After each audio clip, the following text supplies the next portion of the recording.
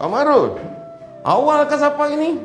Biasalah, aku hari-hari awal. Aku kan dapat makan RMT, kena datang awal lah. Ada lagi RNT? Tak ada dah time-time macam ni. Kalau kau nak makan RMT juga, kau datang awal lah. Sebab ramai budak-budak yang tak ambil RMT tau. Yalah, esok aku datang awal lah. Duduk.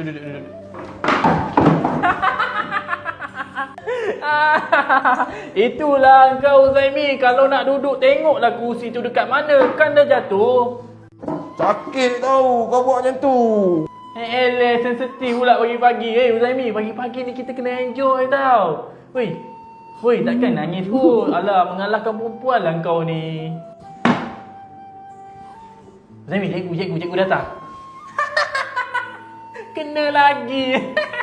Aku dah agak dah kau nangis main-main je. Zaimi, cikgu datang. Zaimi, cikgu datang betul ni, aku tak main-main.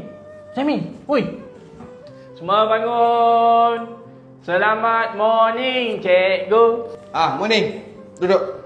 Terima kasih, cikgu. Bawa keluar kerja sekolah yang cikgu suruh buat semalam. Baik, cikgu. Uzaimi, kalau nak tidur balik rumah, tak payah datang sekolah.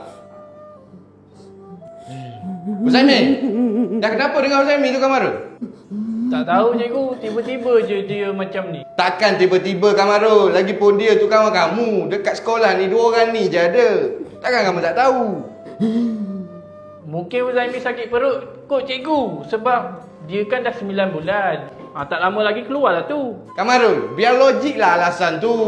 Dia tu jantan. Jantan mana pregnant? Yang pregnant ni si betina je. Macam si Sajat.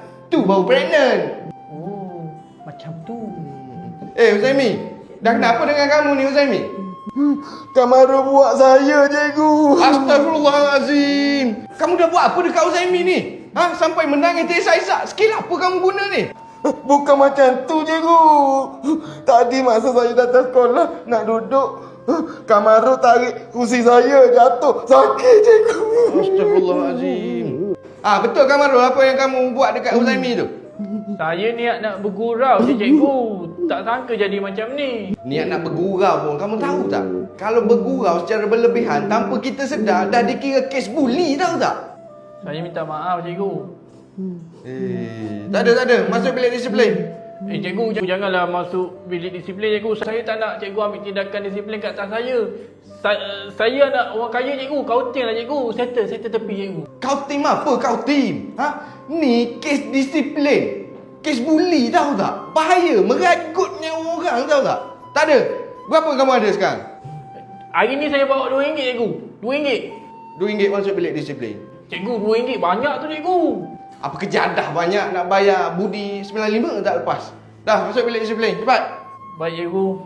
Wih, apa dah kau ni? Bagi hukuman dia, cikgu. Pada muka. Cikgu, tepi sikit, cikgu. Masuklah. Cikgu belaga lah, cikgu. Tak selesa.